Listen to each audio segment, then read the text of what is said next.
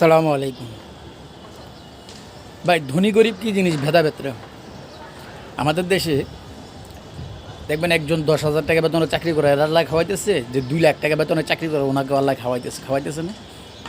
আচ্ছা, দেখবেন একজন সকালে রেডিসনে নাস্তা খাইতে দেয় 4 জন লোক, 20,000 টাকা বিল হয়ে যায়। আর এমনও পরিবার আছে 20,000 টাকা হলে এদের 2 মাস চলে যায় না।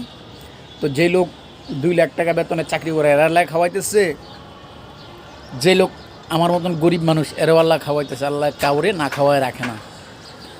তো রিজিকের পেরেশানি করে লাভ নাই। এর জন্য বলি ভাই,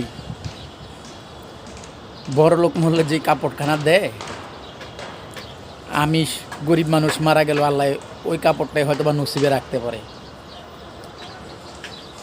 তো এই জন্য দুনিয়াতেই ভেদাভেদ, পরপারে কিন্তু ভেদাভেদ নাই, আপনার ইমান আমল দেখব।